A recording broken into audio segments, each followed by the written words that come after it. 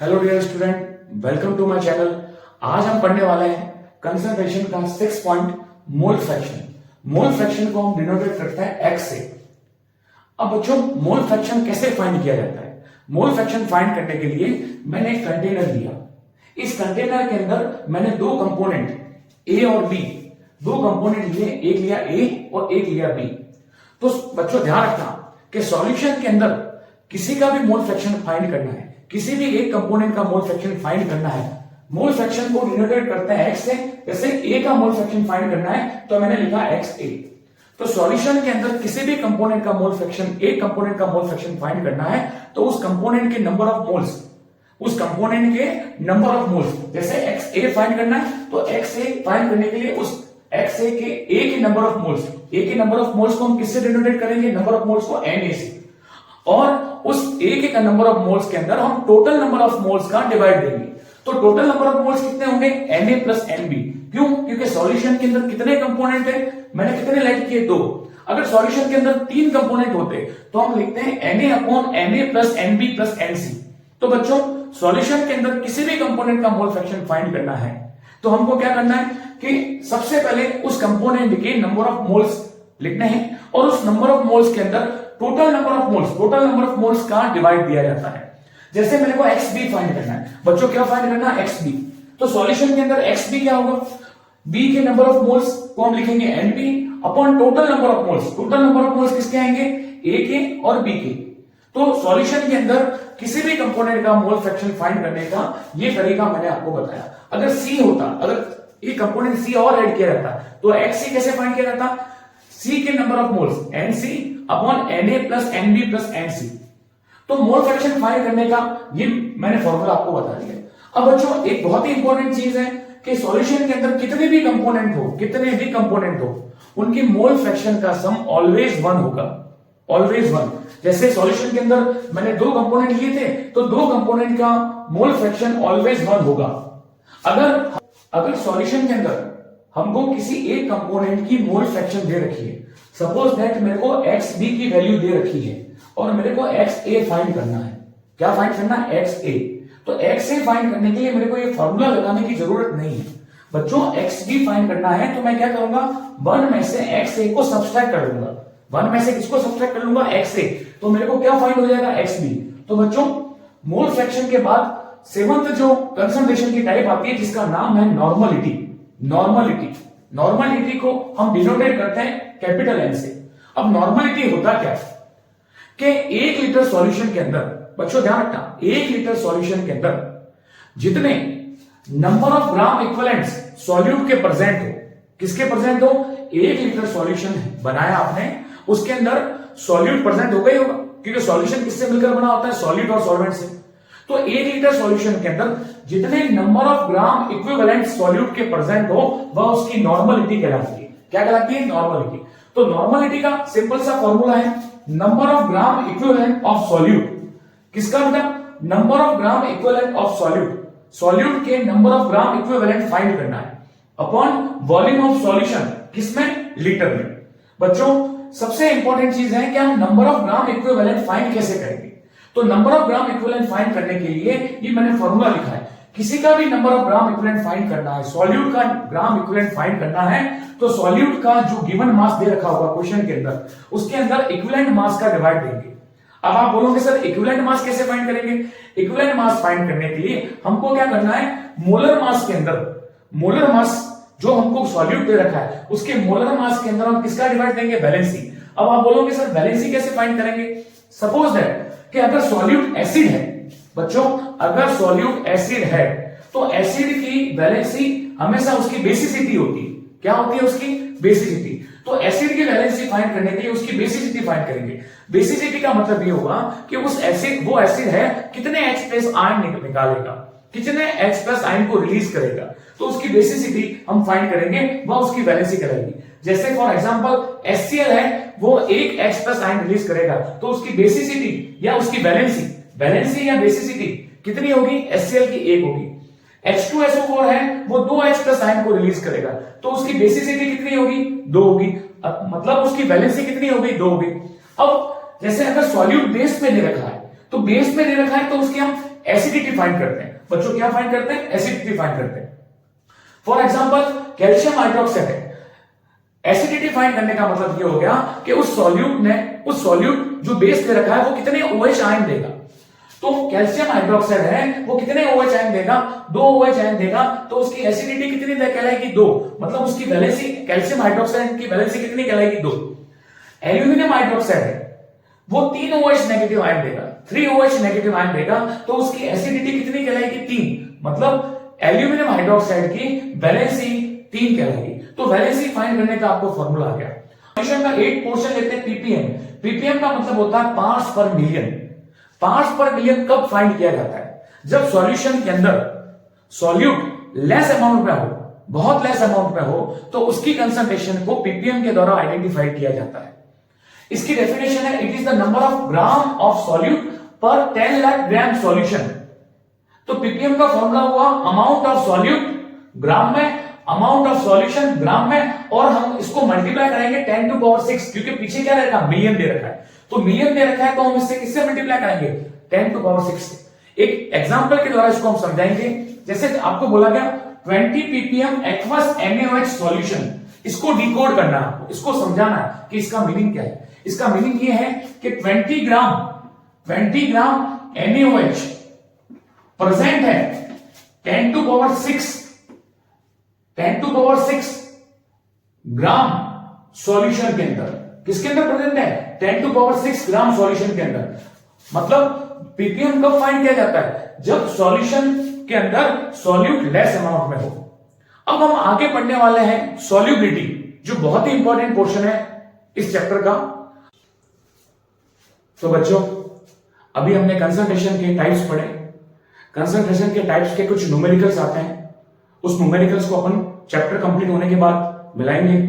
वो numerical CBSE के अंदर, RBSE बोर्ड के अंदर, यूपी बोर्ड के अंदर, बिहार बोर्ड के अंदर, जितने भी बोर्ड्स एग्जाम होते हैं उसके अंदर न्यूमेरिकल पूछते हैं। इवन नीट के अंदर भी मोलरिटी के, नॉर्मलिटी के, मोलरिटी के न्यूमेरिकल आते हैं, जिनको चैप्टर कंप्लीट होने के बाद हम यहाँ पे पढ़ेंगे।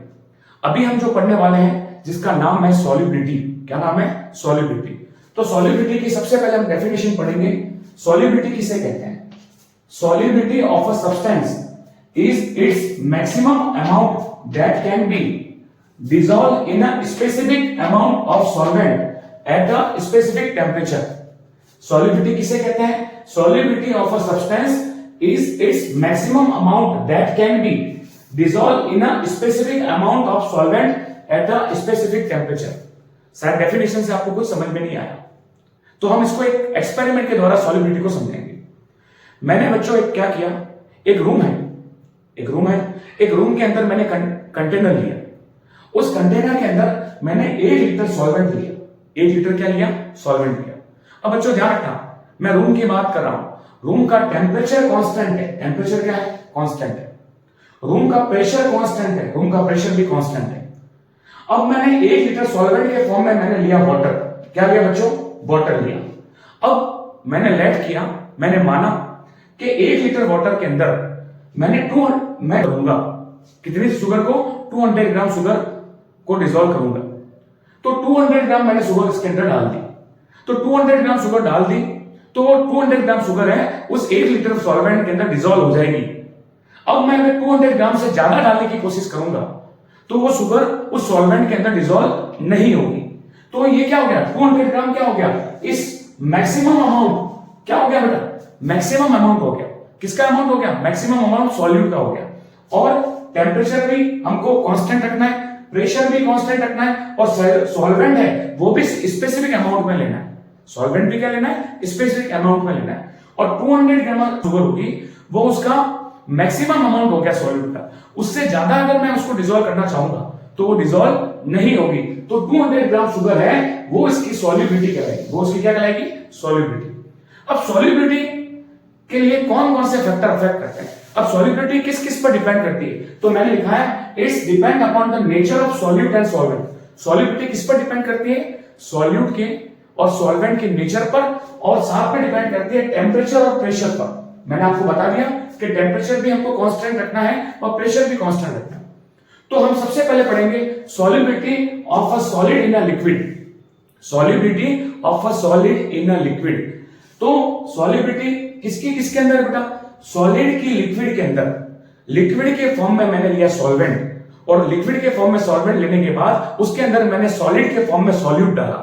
सॉलिड के फॉर्म में क्या डाला? सॉलिड डाला। तो वो क्या वो किसकी सॉलिबिलिटी कहलाएगी? Solubility of a solid in a liquid. मतलब मैंने सॉल्वेंट के फॉर्म में लिक्विड लिया और सॉल्यूट के फॉर्म में मैंने सॉलिड लिया। अब बच्चों जब लिक्विड के अंदर हम सॉलिड को डिसॉल्व करेंगे तो कौन कौन से फैक्टर अफेक्ट करते हैं, उन फैक्टर के बारे में हम पढ़ेंगे। तो सबसे पहले हमने लिखा है factor affecting solubility of solid in a liquid. कौन कौन से फैक्टर अफेक्ट करते हैं जब सॉलिड को लिक्विड के अंदर डिसॉल्व किया जाता है? तो सबसे पहला फैक्टर आता है nature of solute and solvent. Nature of solid और सॉल्वेंट। तो इसका एक सिंपल सा वर्ड यूज होता है या एक टर्म यूज होती है, लाइक डिसॉल्व लाइक। ये शायद अब लाइक डिसॉल्व लाइक का मतलब होता क्या है?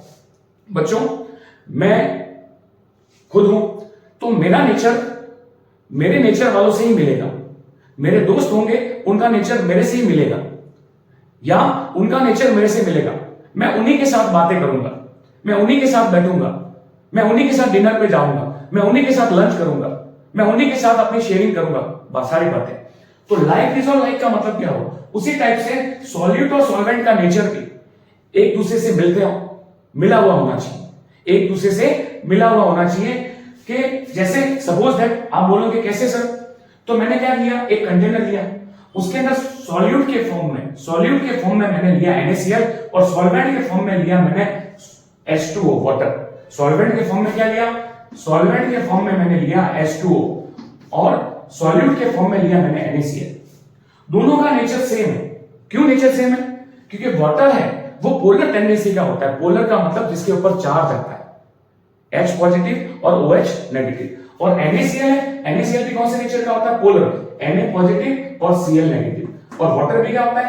H पॉजिटिव और OH नेगेटिव। तब जब पोलर सॉल्वेंट लूंगा, पोलर सॉल्वेंट लिया तो उसके अंदर डिसॉल्व भी कौन हो रहा है? पोलर सॉल्यूट हो रहा है। मतलब क्या हुआ? पोलर के अंदर पोलर डिसॉल्व हो रहा है, मतलब लाइक डिसॉल्व लाइक। अब दूसरा एक्सपेरिमेंट कर रहा हूं मैं कि मैंने बेंजीन के फॉर्म में सॉल्वेंट लिया, बेंजीन के फॉर्म में सॉल्वेंट लिया जो कि नॉन पोलर है। जो क्या है? Non polar. और उसका चाहूंगा पोलर सॉल्यूट कौन है? NaCl। पोलर सॉल्यूट है NaCl। तो NaCl को मैं डिसॉल्व करना चाहूंगा बेंजीन के अंदर, तो NaCl बेंजीन के अंदर डिसॉल्व नहीं होगा क्योंकि दोनों का नेचर है वो अलग अलग है, एक नॉन पोलर है और एक पोलर है। तो आशा करता हूं कि ये आपको समझ में आ गया होगा कि नेचर ऑफ सॉल्यूट और सॉल्वेंट का मतलब हो गया कि समान समान में घुलता है, like dissolve like. Polar solvent होगा तो पोलर सॉलिड होना चाहिए, नॉन पोलर सॉल्वेंट होगा तो नॉन पोलर सॉलिड होना चाहिए। तो बच्चों आशा करता हूं कि फर्स्ट टर्म है आपको समझ में आ गई होगी। अब सेकंड टर्म है जिसका नाम है इफेक्ट ऑफ टेम्परेचर। क्या नाम है? Effect of temperature. बच्चों जब सॉलिड को लिक्विड के अंदर डिसॉल्व किया जाता है तो टेम्परेचर का क्या रोल रहता है? हम कि कोई भी रिएक्शन दो टाइप की होती है, कोई भी रिएक्शन दो टाइप की होती है, बिल्कुल, एक्सोथर्मिक रिएक्शन और दूसरी होती है एंडोथर्मिक रिएक्शन। अब इफेक्ट ऑफ टेम्परेचर को हम क्लियर करेंगे ली चैटरजियल प्रिंसिपल से। बच्चों ली चैटरजियल प्रिंसिपल बहुत बार आ चुका है, 11 के अंदर भी हमने पढ़ा था और बहुत इंपॉर्टेंट प्रिंसिपल है ये। बच्चे बोलते हैं कि सर इसकी लैंग्वेज हमको टफ लगती है, लेकिन हम इसको एग्जांपल के द्वारा समझाएंगे। एक सिंपल सा एग्जांपल लेता हूं। ली चैटरजियल प्रिंसिपल ध्यान रखना बच्चों कि हमेशा इक्विलिब्रियम रिएक्शन के अंदर लगती है। इक्विलिब्रियम रिएक्शन का मतलब ये हो गया कि सपोज दैट हम सॉल्यूशन की बात कर रहे हैं, सॉल्यूशन वाले चैप्टर की बात कर रहे हैं, मैंने सॉल्यूट सॉल्वेंट के अंदर डाला, एक सॉल्वेंट लिया उसके अंदर सॉल्यूट डाला तो सॉल्यूशन बन गया। अब मैं देखता हूं वो चेंज हो जाता है सॉल्वेंट और सॉल्यूट के अंदर, मतलब रिएक्शन दोनों तरफ चल रही है, रिएक्शन फॉरवर्ड भी चल रही है और बैकवर्ड भी चल रही है। अब इक्विलिब्रियम किसे कहते हैं? जब रेट ऑफ फॉरवर्ड रिएक्शन और रेट ऑफ बैकवर्ड रिएक्शन दोनों इक्वल हो जाए उसको हम कहते हैं इक्विलिब्रियम। तो इसका नाम होगा डायनामिक इक्विलिब्रियम। क्या बोलेंगे हम? Dynamic equilibrium. बच्चों मैं ली चैटरजियल प्रिंसिपल को समझाने के लिए इस एग्जांपल को मैंने लिया। अब बच्चों डायनामिक इक्विलिब्रियम बन गया, सॉल्यूट और सॉल्वेंट कन्वर्ट हो रहा है सॉल्यूशन के अंदर और सॉल्यूशन कन्वर्ट हो रहा है सॉल्यूट और सॉल्वेंट के अंदर और उनके बीच में डायनामिक इक्विलिब्रियम बन गया। अब मैं इक्विलिब्रियम खराब करना चाहता हूं तो मैंने बाहर से क्या किया? बाहर से मैंने एक्स्ट्रा सॉल्यूशन ऐड कर दिया। बाहर से क्या ऐड कर दिया? एक्स्ट्रा सॉल्यूशन और ऐड कर दिया। तो इक्विलिब्रियम क्या कहेगा इक्विलिब्रियम कहेगा कि तुम जो करना चाहते हो मैं वो होने नहीं दूंगा। बाहर से मैंने सॉल्यूशन ऐड किया है तो इक्विलिब्रियम ये कहेगा कि तुम सॉल्यूशन को बढ़ाना चाहते हो लेकिन मैं सॉल्यूशन को बढ़ाने नहीं दूंगा। तो इक्विलिब्रियम क्या करेगा, उस रिएक्शन को इस डायरेक्शन में, जिसको हम बोलते, हमने उसको कहां खराब किया था, हमने बाहर से सॉल्यूशन ऐड किया था। सॉल्यूशन ऐड किया था, हमने ये सोचा था कि सॉल्यूशन की अमाउंट बढ़ जाए, लेकिन इक्विलिब्रियम कहेगा कि आप जो करना चाहते हो वो मैं होने नहीं दूंगा। इक्विलिब्रियम ये कहता है कि आप जो करना चाहते हो मैं होने नहीं दूंगा। तो इक्विलिब्रियम जैसे ही मैं सॉल्यूशन ऐड करूंगा तो इक्विलिब्रियम है वो बैकवर्ड डायरेक्शन में चला जाएगा। सॉल्यूशन ऐड करने पर क्या बनेगा, सॉल्यूट और सॉल्वेंट बनेगा। उसी टाइप से अगर इक्विलिब्रियम को मैं खराब करना चाहता हूं इस डायरेक्शन के अंदर से, मैंने बाहर से और सॉल्यूट ऐड किया। क्या ऐड किया बच्चों, मैंने बाहर से सॉल्यूट को ऐड किया। सॉल्यूट को ऐड करने पर आप देखोगे कि इक्विलिब्रियम फॉरवर्ड डायरेक्शन में चला जाएगा। मतलब इक्विलिब्रियम ये कहता है कि आप जो चाहते हो मैं होने नहीं दूंगा। इक्विलिब्रियम बन गया है, उसके साथ आप छेड़खानी मत करो, उसको आप खराब करने की कोशिश मत करो। तो यही है ली चैटरजी प्रिंसिपल। ये ली चैटरजी प्रिंसिपल है कि हम जो चाहते हैं इक्विलिब्रियम के अंदर, इक्विलिब्रियम वो होने नहीं देता है। रिएक्शन जैसे हम सॉल्यूशन की अमाउंट बढ़ाना चाहते हैं तो इक्विलिब्रियम सॉल्यूशन के अमाउंट की बजाय उस रिएक्शन को बैकवर्ड डायरेक्शन में डालेगा। बैकवर्ड डायरेक्शन में डालते ही सॉलिड और सॉल्वेंट बनेगा। तो ये कहलाता है ली चैटरजी प्रिंसिपल। आशा करता हूं समझ में आ गया होगा। अब रिएक्शन दो टाइप की होती है, एक तो होती है एक्सोथर्मिक रिएक्शन और एक होती है बच्चों एंडोथर्मिक रिएक्शन। एक्सोथर्मिक रिएक्शन का मतलब क्या होता है कि ऐसी रिएक्शन जिसके अंदर सॉल्यूट और सॉल्वेंट जब रिएक्ट करते हैं और सॉल्यूशन बनता है, सॉल्यूट और सॉल्वेंट रिएक्ट करते हैं और सॉल्यूशन बनता है तो उसके अंदर हीट इवॉल्व होती है, रिलीज होती है। तो हीट रिलीज, सॉल्यूट और सॉल्वेंट रिएक्ट कर रहे हैं, इक्विलिब्रियम बन गया, सॉल्यूशन बन गया और साथ में हीट रिलीज हो रही है, हीट रिलीज हो रही है। अब मैं चाहता हूं एक्सोथर्मिक रिएक्शन के अंदर कि मैं इस रिएक्शन के अंदर हीट बढ़ाऊं। तो बच्चों इक्विलिब्रियम बन गया तो ली चैटरजी क्या कहेगा, ली चैटरजी प्रिंसिपल क्या कहता है कि हम इक्विलिब्रियम के साथ छेड़खानी नहीं करेंगे। तो मैं बाहर से हीट बढ़ाऊंगा, हीट दूंगा, तो बताओ हीट किसको लगेगी, सॉल्यूशन को लगेगी। और सॉल्यूशन किसमें कन्वर्ट हो जाएगा, सॉल्यूट और सॉल्वेंट में कन्वर्ट हो जाएगा। मतलब एक्सोथर्मिक रिएक्शन के अंदर बच्चों ध्यान रखना अच्छे से, एक्सोथर्मिक रिएक्शन के अंदर हीट बढ़ाने पर सॉल्युबिलिटी डिक्रीज होती है। हीट बढ़ाने पर सॉल्युबिलिटी डिक्रीज होती है एक्सोथर्मिक रिएक्शन के अंदर। इसका अपोज कि एक्सोथर्मिक रिएक्शन के अंदर हीट को मैं कम करूंगा, हीट को बढ़ाने की बजाय क्या कर रहा हूं, कम करूंगा, तो सॉल्युबिलिटी इंक्रीज होगी। सॉल्युबिलिटी क्या होगी, इंक्रीज होगी। सेम दूसरी रिएक्शन है एंडोथर्मिक रिएक्शन। क्या नाम है बच्चों, एंडोथर्मिक रिएक्शन में हम क्या करते हैं, ऐसी रिएक्शन जिसके अंदर हीट एब्जॉर्ब होती है। जब सॉल्यूट और सॉल्वेंट को मिक्स करना है तो हीट हमको देना पड़ेगा बाहर से, तो हीट एब्जॉर्ब हो रही है और क्या बन रहा है, सॉल्यूशन बन रहा है। तो मैं क्या कर रहा हूं, इस रिएक्शन के अंदर हीट को दे रहा हूं, हीट दे रहा हूं। कौन सी रिएक्शन के अंदर, एंडोथर्मिक रिएक्शन के अंदर मैं हीट को दे रहा हूं। तो बच्चों ध्यान रखना, एंडोथर्मिक रिएक्शन के अंदर हीट को देने पर सॉल्युबिलिटी बढ़ेगी। सॉल्युबिलिटी क्या होगी, बढ़ेगी। तो बच्चों आशा करता हूं कि इफेक्ट ऑफ टेम्परेचर आपको समझ में आ गया होगा। तो इफेक्ट ऑफ टेम्परेचर को मैंने किसके रूल से समझाया, किसके प्रिंसिपल से समझाया, ली चैटरजी प्रिंसिपल। ली चैटरजी प्रिंसिपल को आपने अच्छे से समझ लिया। अब आता है थर्ड फैक्टर, आता है effect of pressure. Effect of pressure में हमको क्या करना है, हम किसको किसके अंदर डिसॉल्व कर रहे हैं, सॉलिड को लिक्विड के अंदर डिसॉल्व कर रहे हैं। तो प्रेशर का कोई इफेक्ट नहीं रहता है, नो इफेक्ट। सॉलिड को लिक्विड के अंदर डिसॉल्व करने पर प्रेशर का कोई इफेक्ट नहीं रहता है, क्योंकि सॉलिड होता है वो हाईली इनकंप्रेसिबल होता है, जिसको हम कंप्रेस नहीं कर सकते हैं। तो सॉलिड को लिक्विड के अंदर डिसॉल्व करने पर प्रेशर का कोई इफेक्ट नहीं होता है। तो बच्चों आशा करता हूं कि आज आपको सॉल्युबिलिटी और कंसंट्रेशन की जो मैंने रिमेनिंग पोर्शन था वो पढ़ाया, वो आपको समझ में आ गया होगा। अब हम कल वीडियो में पढ़ेंगे हेनरी का law, solubility of a gas in a liquid, जिसके अंदर हेनरी का लॉ आएगा। उसके बाद हम वेपर प्रेशर पढ़ेंगे, फिर हम राउल्स के लॉ को पढ़ेंगे, आइडियल सॉल्यूशन को पढ़ेंगे, नॉन आइडियल सॉल्यूशन को पढ़ेंगे। तो बच्चों आज के लिए इतना ही, धन्यवाद, थैंक यू।